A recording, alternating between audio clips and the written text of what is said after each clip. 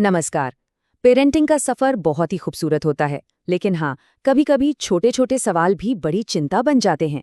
तो आज हम इंडियन एकेडमी ऑफ पीडियाट्रिक्स की सलाह के आधार पर बच्चों की देखभाल से जुड़ी रोज की जरूरी बातों को बिल्कुल आसान भाषा में समझेंगे। आज की हमारी चर्चा इन 4 जरूरी पड़ावों पर होगी। हम बच्चे की पहली मुस्कान यानी दांतों की देखभाल से शुरू करेंगे, फिर जानेंगे कि एक अच्छी डेंटल रूटीन कैसे बनाई जाए। इसके बाद डायपर से जुड़ी जरूरी बातों पर गौर करेंगे और आखिर में बच्चों के लिए सही कपड़ों का चुनाव कैसे करना है, इस पर भी बात होगी। तो चलिए शुरू करते हैं हमारे पहले और सबसे जरूरी टॉपिक से, बच्चों के दांतों की देखभाल। ये नन्हे नन्हे दांत सिर्फ आज के लिए नहीं है, ये तो बच्चे के आने वाले कल की सेहत की नींव है। एक सवाल जो लगभग हर नए माँ बाप के मन में आता है कि भाई दूध के दांत तो गिरी जाने हैं ना, तो फिर इतनी मेहनत क्यों की जाए। ये सवाल बहुत आम है, पर इसका जवाब आपको सच में चौंका सकता है। देखिए, ये जानना बहुत जरूरी है कि दूध के दांत सिर्फ खाना चबाने के काम नहीं आते, वो बच्चे के साथ लगभग 12 साल तक रहते हैं। सोचिए, और वो सही तरीके से बोलने, जबड़े के विकास और यहाँ तक कि बच्चे के कॉन्फिडेंस को बढ़ाने में भी बहुत मदद करते हैं। तो बचपन में दांतों की सड़न का इतना खतरा क्यों होता है? असल में दूध के दांतों की जो ऊपरी परत होती है ना, जिसे इनेमल कहते हैं, वो बहुत पतली होती है। इसीलिए दूध या जूस जैसी मीठी चीजें उन पर ज्यादा तेजी से असर करती हैं। ये सिर्फ एक छोटी मोटी कैविटी नहीं है, बल्कि ये बच्चे के लिए दर्द, नींद में परेशानी और यहाँ तक कि सीखने में रुकावट की वजह भी बन सकती है। तो सवाल ये है कि देखभाल शुरू कब और कैसे करें। ये टाइमलाइन इसे बहुत अच्छे से समझाती है। जन्म से 6 महीने तक बस हर फीडिंग के बाद एक मुलायम कपड़े से मसूड़े साफ कर दीजिए। जैसे ही पहला दांत दिखे, चावल के दाने जितना टूथपेस्ट इस्तेमाल करना शुरू कर दें। 1 साल का होते होते पहला डेंटल चेकअप जरूर करवा लें, और जब बच्चा 3 साल का हो जाए और कुल्ला करना सीख ले, तब आप मटर के दाने जितना टूथपेस्ट यूज कर सकते हैं। सही जानकारी तो मिल गई, अब बारी है सही आदतें बनाने की। चलिए अब उन रोज की प्रैक्टिसेस पर ध्यान देते हैं जो बच्चे की मुस्कान को हमेशा के लिए हेल्दी बनाए रखेंगी। तो ठीक है, ब्रश करना है ये तो समझ गए, पर कैसे करना है ये जानना सबसे जरूरी है। ये 6 स्टेप्स की प्रोसेस ना बहुत ही आसान है।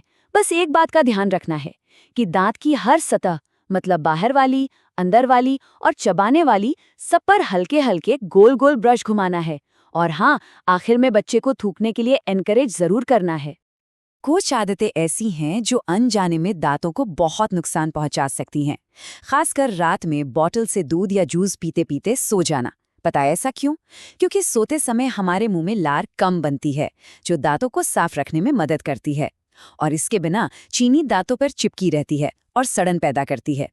इसी तरह बार बार मीठे स्नैक्स खाना या मीठी दवा के बाद मुंह साफ ना करना भी कैविटी को दावत देने जैसा है।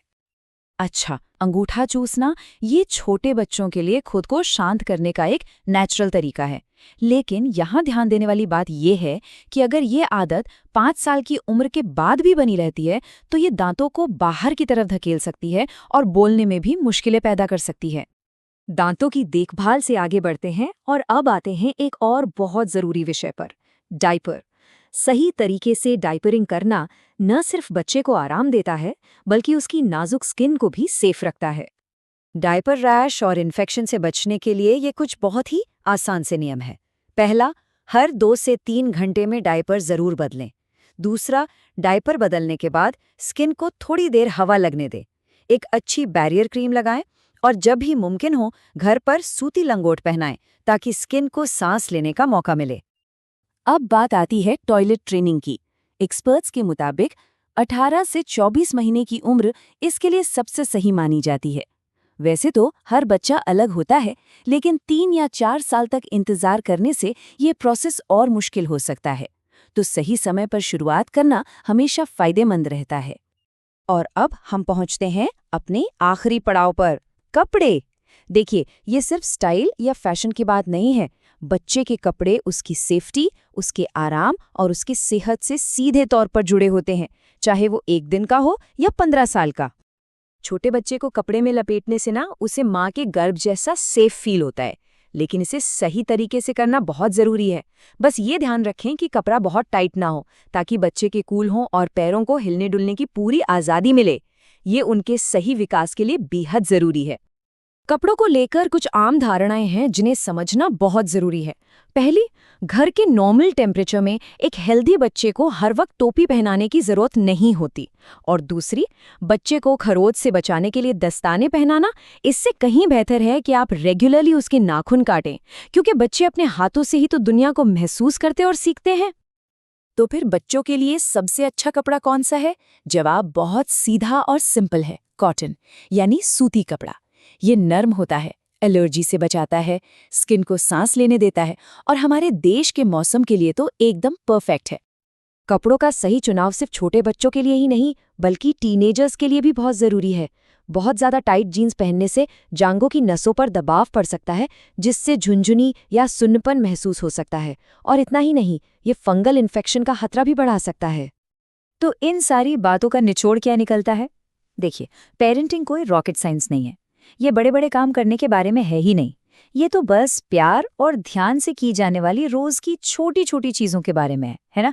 चाहे वो दांत साफ करना हो, सही टाइम पर डायपर बदलना हो या फिर बस आरामदायक कपड़े पहनाना। असल में यही छोटी छोटी बातें बच्चे की अच्छी सेहत और खुशी की नींव बनती हैं। और आखिर में एक सवाल जो शायद हर पेरेंट को खुद से पूछना चाहिए। जब सलाह और जानकारी का इतना भंडार हमारे चारों ओर हो, तो वो कौन सा एक मूल सिद्धांत होगा जो हमेशा सही रास्ता दिखाएगा? इस पर सोचना शायद सबसे जरूरी है।